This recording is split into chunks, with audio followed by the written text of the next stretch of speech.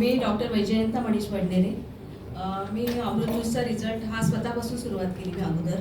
आधी माझ्या पायाला थोडासा प्रॉब्लेम झाला होता. शेवाळवरनं पाय घसरल्यामुळे गुडघ्यामध्ये मुरगा आला होता.